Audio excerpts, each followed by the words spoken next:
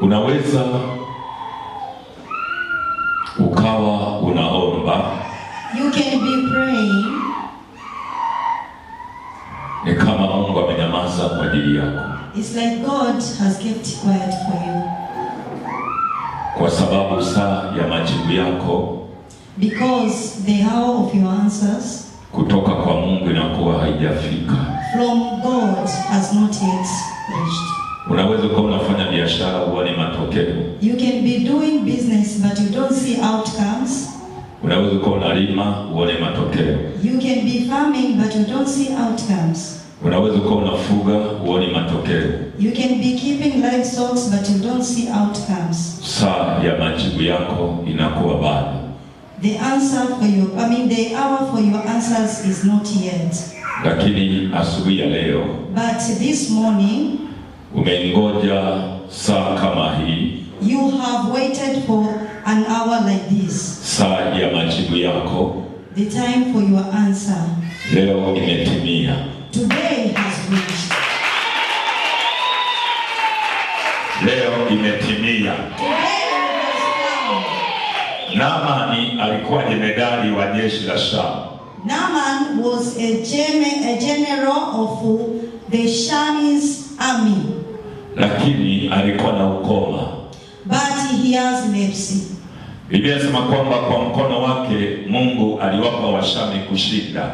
And the Bible says with his mighty hand the Lord gave the Sham to win. Kumbuka alikuwa jemedari. Remember he was a major general. Aliweza kwenda kutibiwa kila aina ya hospitali bingwa. He went to be treated in every big hospital.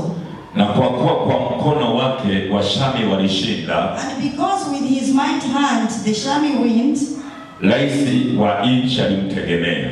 The president of the country depended upon him.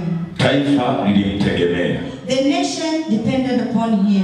Unajua mtu akiwa mgonjwa akikaa kwenye nafasi, you know that if a sick person sits in a position, huwa anastaafu.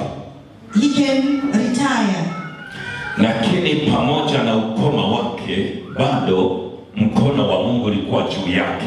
Even with his sickness, leprosy, the hand of God was upon him. Ndio maana Biblia inasema kwamba Mungu aliwapa kushinda kwa mkono wake. And that's why the Bible says he gave them to win because of his mighty hand. Pamoja na kusema uone matokeo katika maombi, katika biashara, katika michakato mbalimbali. Although I've said that you don't see the outcomes in your business, in your livestock keeping, in farming, and in everything that you are doing, lakini bado mkono wa Mungu uko juu yako. But still for the hand of God is upon you. Wewe ni mshindi daima. You are a winner always. Mungu anapokutazama, when God sees you, sivyo unavyojitazama. It's not like how you see yourself. Wewe unajitazama ni mtu wa kawaida.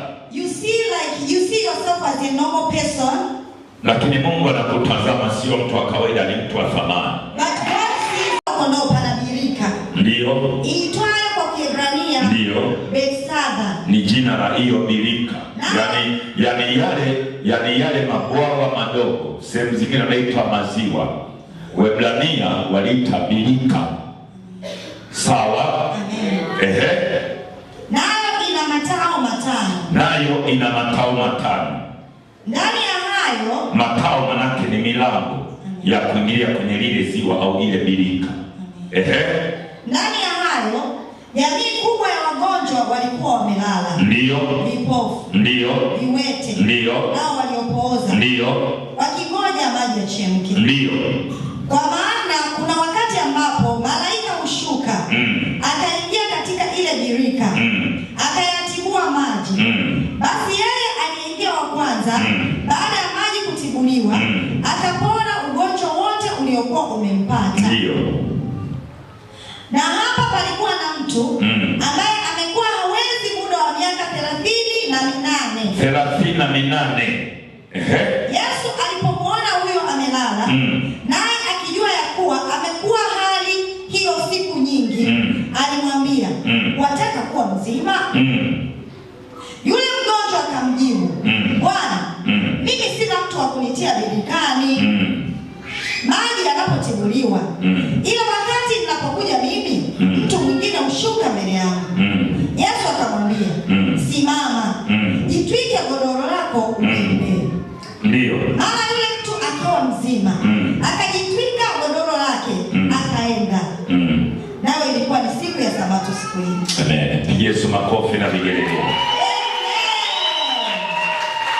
Usibaki na historia mbaya katika maisha yako. Don't stay with your bad history in your life. Huyu kijana alibaki na historia ya ugonjwa wake. This young man had a history of his sickness. Maana alikuwepo pale miaka 38. Because he was there almost for 38 years. Mwaka wa kwanza mpaka wa mwisho wanaingia wengine wanapona, yamebaki vile vile. The first year up to that time, others will enter and get healed, but he remains the same. Kwa alizoea ile hali, akafikiri yeye ni wa vile vile. So he was used to that kind of condition and he thought that he is made just like that. Usizoee hali uliyo nayo. Don't get used to your situation. Hautakuwa hivyo siku zote. You want to remain like that all your time. Kwa sababu ukizoea hiyo hali, if you are used with that situation, hata Mungu akiongea na wewe, even if God will speak to you, kwamba ni saa ya majibu yako, this is the time for your answers, utaanza kujiuliza moyoni, you start asking yourself in your kwa itawezekana kweli? That is it possible? Mbona miaka yote imekuwa hivi? Because all the years have been like this. Hakujua hata saa ya majibu yake. He didn't know even the hour or the time for his answers. Wengi wameokolewa kweli, Others are good, ila tatizo hawajui saa ya majibu yao. but now, Ukikaa vizuri sasa, unakutana na Mungu yule ambaye hujawahi kukutana naye katika maisha yako. if you see properly now, you are going to meet the Lord or the God that you have never met before. Na huyu Mungu unakutana naye sasa. And that God, you are going to meet him now. Na huyo Mungu unakutana naye sasa. And you are going to meet with that God now. Biblia inasema, The Bible says, ndipo akaenda akatafuta uponyaji kwa Mungu. that's when he went to seek treatment from God or healing from God. Alipofika kwa Elisha, When he led to Elisha, akamwambia nenda kajichovye Yordani mara 7 he said that go and sink yourself 7 times in the river Jordan na utapona. and you are going to be healed. Biblia inasema ya kwamba The Bible says, alipoenda kujichovya mara 7, when he went to dip himself 7 times, ngozi yake ikawa imepona. his skin became healed. Unajua ni kwa nini? You know why? Saa ya Mungu ilikuwa imefika. The time of God was. Kuna saa ya majibu yako. There is a time for your answers. Fungua moyo. Kuna saa ya majibu yako. Open your heart. There is a time for your answers. Mungu anasafiri kwa ajili yako. God has not struggled for you. Mungu anashindwa kwa ajili yako. God has never been defeated for you. Lile unalotarajia kimungu lipo kwa saa yake. That's what you are expecting from God. It is there for its time. Na saa ile ya matarajio ni hii. And that time of expectation is now. Hili neno ambalo linakuja kwako ndio saa yako. This one which is coming to you, it is your time. Naomba tulia katika uwepo. Tumejifunza habari ya utulivu kwenye nyumba ya Mungu. Staying in the God's presence, we have learned that. Ukiona mtu anazurura tena anatengeneza vitu vingine, namkemea kwa jina la Yesu. Anatumiwa huyu.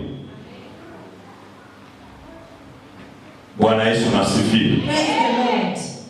Bwana Yesu nasifiwe. Praise the Lord. Akajikuta mwili wako umekuwa kama mwili wa mtoto mchanga. He found himself that his body has become like a body of an infant child. Historia yake ikabadilika. His history changed. Akawa mtu mwingine. He became a new person. Sio mwenye ukoma tena. Not having sickness or legs again. Historia yake inakwenda kubadilika. But history is going to change. Unajua Mungu anaongea na watu wachache. You know God has been speaking with few people. Na neno huwa linakujaga kwa ajili ya mtu mmoja. Even the word comes for just a single person. Na malaika anashukaga kwa ajili ya mtu mmoja. Even the angels come just for a single person. Nimekuombea kwa Mungu miongoni uwe ni wewe. I pray to God that the manifest people be you. Lakini ili uwe wewe, But in order to become you, inategemea utayari wako. it depends with you. Kama uko tayari, If you are ready, saa ya muujiza wako, the time for your miracle, saa ya kutoka kwako, the time for your upcoming, saa ya kupokea kitu kutoka kwa Mungu ni the hii. time to receive things from God, it is now. Hebu mpigie Yesu makofi na vigelegele. Praise the Lord, come the hands for Jesus. Naomba usome kile kitabu cha Read the book of Matendo ya Mitume sura 14 mstari wa 8 hadi wa 13. Acts 14, Wa 8 hadi wa 13. verse 18 up to 13.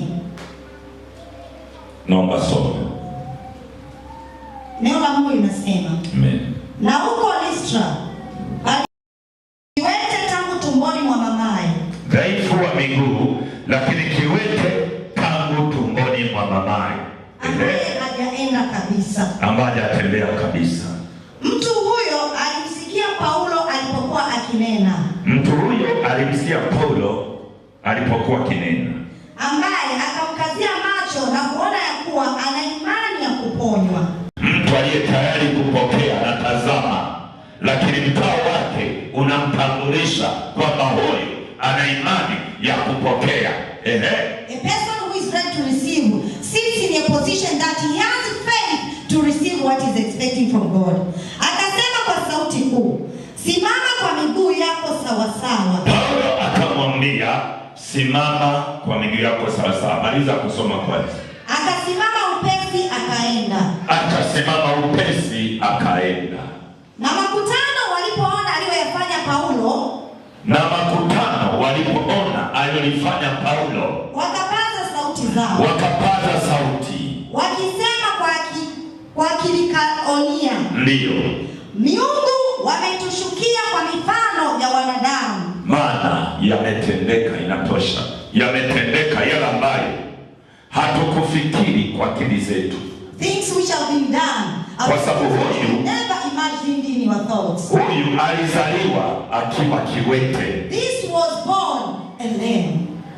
amehudumiwa kwenye hospitali nyingi ili apate kutembea tokea utoto, He has been treated in many hospitals so that he can walk since childhood, lakini hakupata uponyaji. but he never got healed. Alipokutana na Paulo But when he met with Paul, akasema, simama uende, he said, stand up and go, maana saa imefika. because the time has reached. Saa ikifika, When the time reaches, hakuna mchawi wa kupinga, there is no sorcerer to stop it. hakuna madhabahu itakayokuwa na sababu ya kukushikilia tena, There is no answer which is behind a reason, maana saa imefika. because the time has reached. Kwa kila ni bonde na igeuza kuwa mlima. Instead of it being a valley, I turn it out into a hill. Mungu alikaa juu ya mlima aliposema na watu wake, God seated on the mountain when he was speaking with his na people. igeuza kila kuwa mlima. I'm turning out Kela to be a Kila haitakuwa bonde tena. Kela is not going to be a valley again. Wewe hautakuwa bonde tena, I'm not going to be a valley again. wewe utakuwa mlima, I'm going to be a hill. utakuwa